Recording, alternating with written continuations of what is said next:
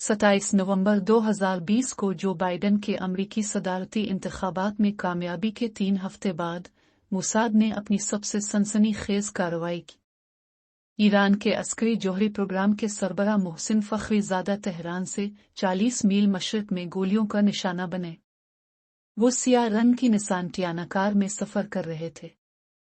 फखरीजादा बुरी तरह जख्मी थे और उनका खून बह रहा था। उन्हें फौरी तौर पर हेलीकॉप्टर के जरिए अस्पताल ले जाया गया, लेकिन शाम 6:17 पर ईरान की वजारत दिफा ने एक प्रेस रिलीज जारी करते हुए ऐलान किया कि फखरीजादा अब नहीं रहे। उन्हें शहीद करार दिया गया और अगले दिन उनके ताबूत को ईरान के सब्ज, सफेद और सुर्ख धारीदार परचम में लपेटकर ईरान के अहम मुकद्दस मकामात पर ले जाया गया। कत्ल के 3 दिन बाद उन्हें तेहरान की इमामजादा साले मस्जिद में सुपुर्द खाक किया गया। ईरान के सुप्रीम लीडर आयतुल्लाह अली खामनाई उनकी नमाज जनाजा में शिरकत नहीं कर सके, ताहम उनके नुमाइंदे ने उनकी जानिब से तज़ियती पैगाम पढ़कर सुनाया। वजीर दिफा ने ताबूत को चूमते हुए ऐलान किया कि उसका बदला लिया जाएगा। मोहसिन फखरीजादा ने अपनी पूरी जिंदगी पस मंजर में गुजारी। 2023 में शाये होने वाली किताब टारगेट तेहरान में यूना जेरेमी बाब और अलान एविटर लिखते हैं कि उनके बारे में इतनी राजदारी रखी गई थी कि उनकी सिर्फ अलग अलग तस्वीरें ही दस्तयाब थी। लोगों को उनकी तारीख पैदाइश और जाए पैदाइश के बारे में भी कुछ मालूम नहीं था। 2011 में जलावतन हिज़्ब इख्तिलाफ की तंजीम ने national council of research of Iran ने उनकी एक तस्वीर शाये की थी, जिसमें बताया गया था कि वो सियाह बालों वाला एक उधेड़ उम्र के आदमी थे जिनके हल्की खाकिस्तरी रंग की दाढ़ी थी। इसी रिपोर्ट में कहा गया कि फखरीजादा 1958 में कुम में पैदा हुए। वो 1979 के इनकलाब के बाद पासदारान इनकलाब के रुकन बने। उन्होंने शाहिद बहिश्ती यूनिवर्सिटी तेहरान से फिजिक्स में डिग्री और अस्फहान यूनिवर्सिटी से न्यूक्लियर इंजीनियरिंग में PhD की डिग्री हासिल की। फखरीजादा ने इब्तिदा में इमाम हुसैन यूनिवर्सिटी में पढ़ाया, लेकिन वो पासदारान इनकलाब में ब्रिगेडियर जनरल के तौर पर भी खिदमात अंजाम दे रहे थे। CIA के मुताबिक उनकी तदरीसी जिम्मेदारियां एक तरह का पर्दा थी। उनका एक और नाम डॉक्टर हसन मोहसिन भी था।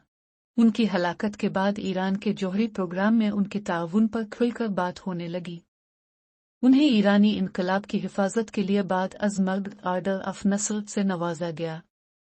उनकी तस्वीर पहली बार शाये हुई थी, जिसमें उन्हें सदर हसन रूहानी से अवार्ड लेते हुए दिखाया गया था। उनकी टीम के दीगर अराकीन अली अकबर सालेही, ईरान की जौहरी तवानाई की तंजीम के सरबराह, और वजीर दिफा हुसैन दहकानी को अवामी सतह पर एजाज से नवाजा गया, जबकि फखरीजादा को ये अवार्ड खामोशी से एक अलहदा कमरे में दिया गया जिसमें कोई मौजूद नहीं था। लेकिन इतनी राजदारी बरकरार रखने के बावजूद फखरीजादा को ईरान से बाहर के माहिरीन बहुत अच्छी तरह जानते थे। अक़वाम मुत्तहिदा और बैन अल-अक़वामी एटमी एजेंसी IAEA की कई रिपोर्टों में उनका नाम आया।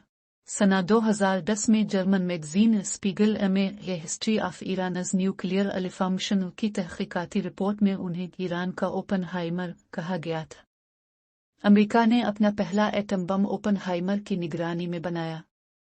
2014 में रॉयटर्स ने फ्रेडरिक डाहल के एक मजमून में, जिसका उन्वान था अनडिमेटिक Iran military man at the centre of UN military investigation, में एक मगरबी सिफारतकार का हवाला देते हुए कहा, अगर ईरान कभी जौहरी हथियार तैयार करता है तो फखरीजादा को इसका बाप समझा जाएगा।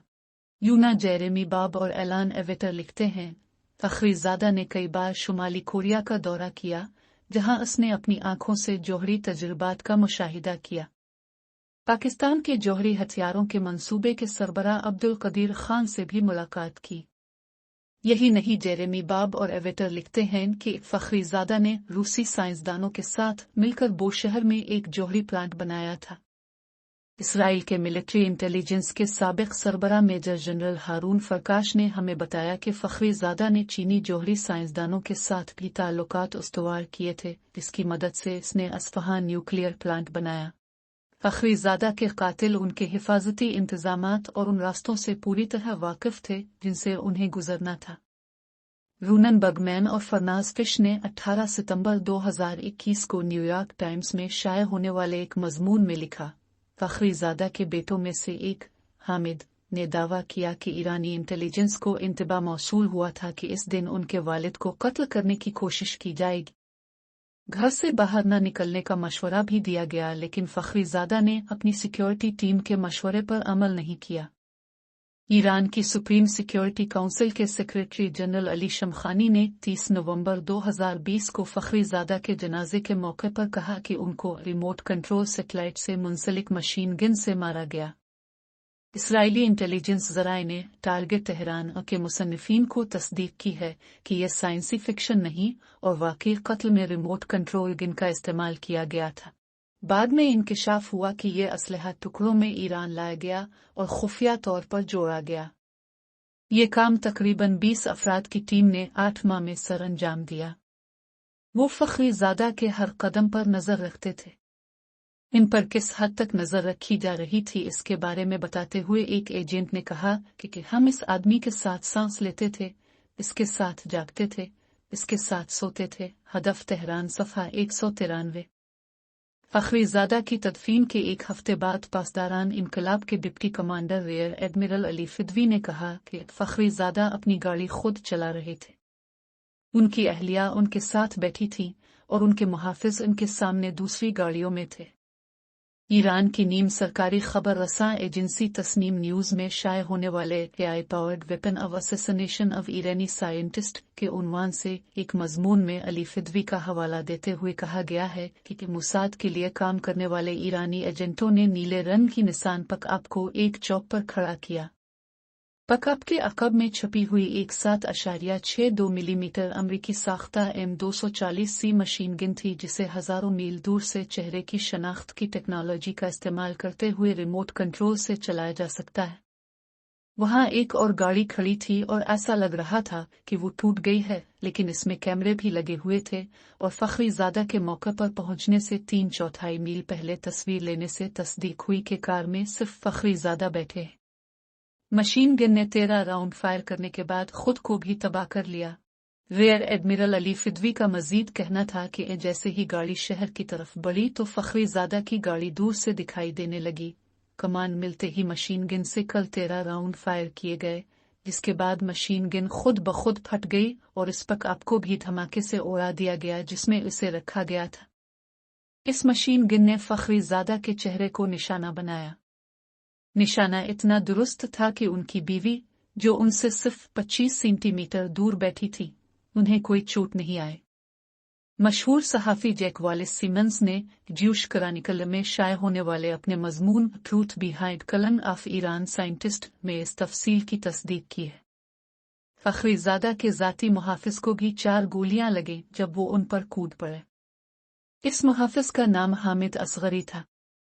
उनके कत्ल के तकरीबन 1 माह बाद रूनन बर्गमैन ने इसराइली अखबार अहरोनत में 4 दिसंबर 2020 के शुमारे में लिखा, 12 साल कबल अमरीकी सदर जॉर्ज बुश के एजाज में दिए गए इशाये में वजीर आजम एहूद ओलमर्ट ने एक टेप चलाई जिसमें वो ईरान की जौहरी हथियार तैयार करने की कोशिशों पर बात कर रहे थे। ओलमर्ट ने कहा, मैं आपको एक टेप सुनाने जा रहा हूं, लेकिन आप इस पर किसी से बात नहीं करेंगे, हत्ता कि CIA के डायरेक्टर से भी नहीं।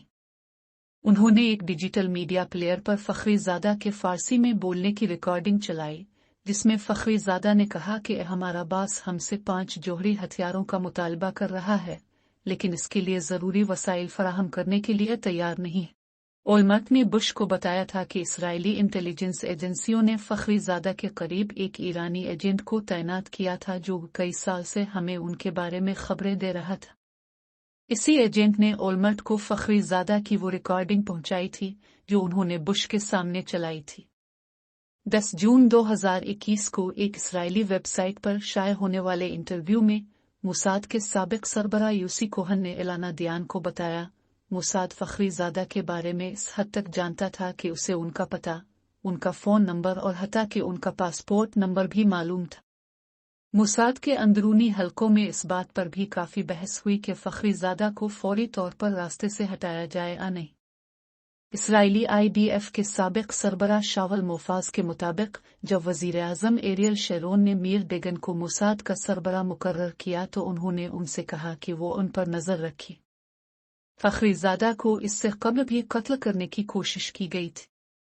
ڈیگن 2009 میں ہی فخری زادہ کو قتل کرنا چاہتے تھے، لیکن موساد کی اعلیٰ کمان اور ملٹری انٹیلیجنس کے درمیان اس معاملے پر کوئی اتفاق رائے نہیں تھا۔ جیریمی بوب اور ایویٹر لکھتے ہیں، اس وقت ڈیگن کے نمبر 2 تیمر پارڈو کا خیال تھا کہ جب تک موساد فخری زادہ کی ہر حرکت پر نظر رکھے ہوئے ہے، اس وقت تک انہیں زندہ رکھنا بہتر ہوگا۔ 2009 میں ہی ایک منصوبہ بنا، لیکن ایرانی اس منصوبے سے واقف تھے۔ اس خطرے کے باوجود ڈیگن اس منصوبے کو عملی جامہ پہنانا چاہتے تھے، لیکن آخری وقت میں وزیر اعظم اولمرٹ کی مداخلت کے بعد انہوں نے اپنے ایجنٹوں کو آگے بڑھنے سے روک دیا۔ باب اور ایویٹر نے لکھا ہے کہ ایسا اس سے پہلے بھی 2 بار ہو چکا تھا، جب آخری وقت پر حملے کا فیصلہ مؤخر کر دیا گیا تھا۔ ایرانی جوہری پروگرام پر فخری زادہ کا اثر 2001 سے 2010 تک 2020 کے مقابلے میں زیادہ تھا۔ سنہ 2020 میں ان کے قتل سے ایران کی ساکھ کو شدید ٹھیس پہنچی۔